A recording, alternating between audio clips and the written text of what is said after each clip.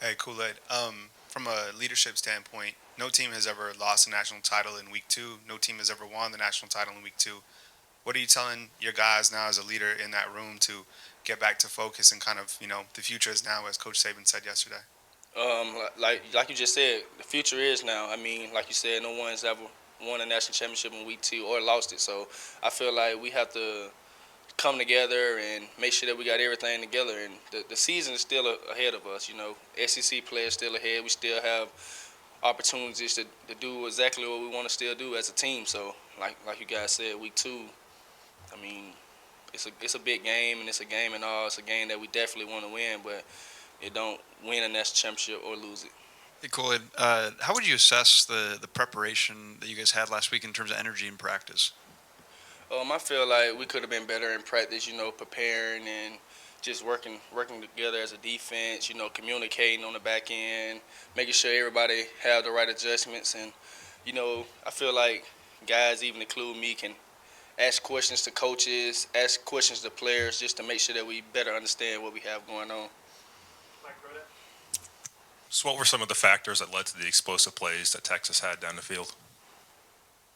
I feel like those guys did a good job of what they was doing and how they attacked us. I feel like they attacked us very well. You know, I feel like a lot of it play a part of us, like I was saying, just knowing what we're doing and communicating and being on the same page. How difficult is it to kind of get your coverage schemes when a team's moving in tempo? And then what do you do on the field to kind of make sure everyone knows what they're supposed to be doing and spots everything within whatever the 5 seconds you guys have? When the team's moving quick, it's just, you know, we have to make sure that we get the call and making sure that everybody gets the call so we can all play on one accord. I mean, we practice very fast, so it's not nothing that we just not used to at all. We have periods where we just make sure that we're going very, very fast in case the team come out and do that. So we just have to make sure that we get the call and everybody's on the same page. When there's Alabama football alums after the game going on social media and criticizing the current team, do you guys notice that at all, and does it motivate you in any way? Me personally, I'm not really a big into reading social media or seeing what other people post. I mean, after a game like that, me personally, I haven't even really been on social media to see what's the media been saying and what people been saying about us, what former players been saying about us. Because, to be honest, I mean, there's nothing we can do about it. I mean, the game is over with, and all we can do is learn from our mistakes and move forward about it, and just acknowledge our mistakes, go over it with coach, and just move on and be a better team. How much do you see the front seven, especially the edge guys, being motivated after kind of laying a goose egg in terms of sacks last week? I feel like those guys like they're gonna come out and do their thing this week. I feel like I've heard those guys talking about that in the locker room and how they want to be more aggressive as a DN or outside linebacker, however you want to call it. But I feel like those guys they feel some type of way and it's motivated them in a big way to want to apply more pressure.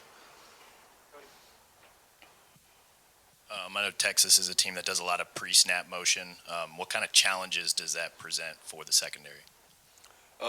With the team doing a lot of pre-snap motions and motioning, we just have to make sure that we all on the court, communicating ahead of time before the motion even happen, making sure that we all know what we're doing as a team, as a unit, as a back end. As someone who goes against him in practice, what have you kind of seen from Kobe Prentice as he's in his second year in the program and kind of growing in the offense? I feel like Kobe Prentice is a guy who likes to compete. I kind of him and Isaiah Bunn. I kind of been on them since they were freshmen. You know, just talking to them and trying to help them guys improve as players because I see the talent that they have. So guys like Kobe, I feel like work very hard. You know, ask me questions about like how you was able to guard that route. What could I did better? So guys who even cared enough to know or care enough to ask a question about what he did wrong in his route, asking the DB is that's very ahead. So, how much of a transition period has there been going from having Pete on the sideline last year with some of the calls to having Kevin Steele in the box and different coaches making the calls on the field? Um, I feel like it's not big of a change, you know, with having the coach in the box and having the coach on the field. I mean, it's kind of the same, you know, just want to get the call and execute the call. All All right, Kobe didn't answer this, so I'm going to give it to you.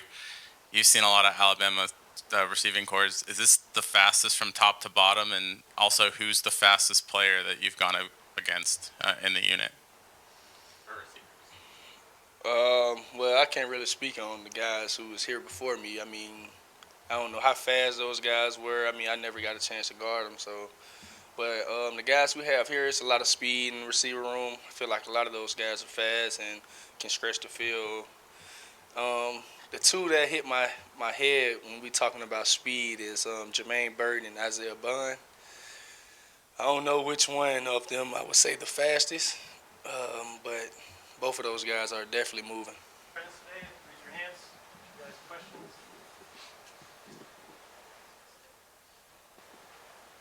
Start with Nick Kelly. Hey, Kobe. Some of your big catches in the game, what was the key to putting that together and just stepping up in those moments? Just kind of like what Nick Saban preached to us all week, just having the kind of mental toughness and effort to be able to go out there and be able to perform at a high level. You're in year 2 in the program now. Just how much more confident and comfortable do you feel? Well, it definitely helped being able to get on the field last year as a freshman. So coming back this year is just using that experience I got last year in the big games definitely helped.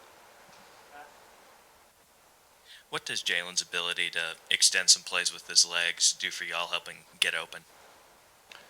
Say that again? What does Jalen's ability to make some play, like buy some time with his legs while he's back behind the line of scrimmage, do for y'all? Maybe have more time to get open. I mean, it's definitely a great asset to have. I think Jalen Miller was a great quarterback, and I think that I'm pretty proud of him of how he played. So, yeah. Through 2 weeks, the receiver group has been off to a strong start, made some tough contested catches as well. What do you think has been the key to the group having a strong start, especially in those contested situations? Well, I think everyone as a team, we all played good. I think we all did some good things in the game, and I think we all did some bad things in the game. I think we can all improve in areas. So, yeah. You changed numbers this year. Kind of what went into your number change? Do you have a special story behind your new number? Well, I mean, I kind of grew up an Alabama fan, so watching Devontae Smith play receiver here, I kind of always aspired to walk in his footsteps, I guess. I was going to ask you about the number 2, but have you talked with Devontae about that? After making that thing, and did he talk to you about living up to the number 6? Or I've kind of been focused with the team on how we can get better week to week, so I haven't really been having a chance to worry about the off the field things. So. Anything else? Charlie? What's it been like trying to develop chemistry, not only with Jalen, but the other guys at quarterback? It's been good. We've been working all summer long, all the receivers, getting some catches in with them before and after practice. So it's a work in progress. Where do you feel like you've grown the most between year 1 and year 2? Where I feel like I've grown the most is just being more comfortable on the field as far as reading defenses, being able to adjust. You talked about there being things that everyone on offense needs to improve. What area of improvement do you think is biggest for the wide receivers heading into this week? Say that again? Maybe what area do you think the receivers need to improve on most heading into this week or the rest of the season? I'm really proud of how we all played as a group, as far as the team as well. So I feel like we can all improve in different areas. So.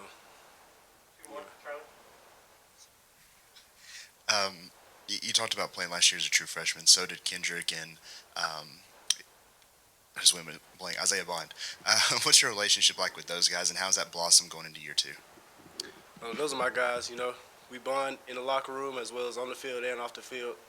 And I think coming into this season, they're a lot more comfortable on the field. As you can see, game 2 they both played good. So I think. Last one, Tony. you've watched a lot of Alabama football, so you've seen a lot of Alabama receiving corps. Is this the fastest one from top to bottom? And then also, who's the fastest player in the unit? I'm gonna leave that one to Nick Saban. I want the second part at least. Fastest player in the unit. Another one I'm going to lead to Nick Saban. Thank you, Coach. Get you guys started. Nick? How would you assess the running game through the first two games, and what do you guys want to do to keep getting better in that regard? Up front, keep being physical, keep doing what they're doing, keep communicating. Just being able to talk to those guys, ID the front, being able to talk to Miro next beside me, and getting the receivers on the same page. Charlie? How do you think yourself and the other running backs have done in terms of pass protection? We still need to work on some little things, technique-wise, but just knowing who we have in our assignment, like I said, communicating up front is very key because they do a lot of different things. You know, of course, we play different teams that do this and that, but I feel like we got the communication part done. Knowing who we have is the most important thing, but just getting there and our technique needs to be cleaned up.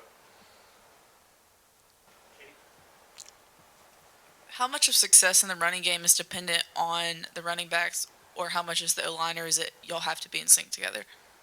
I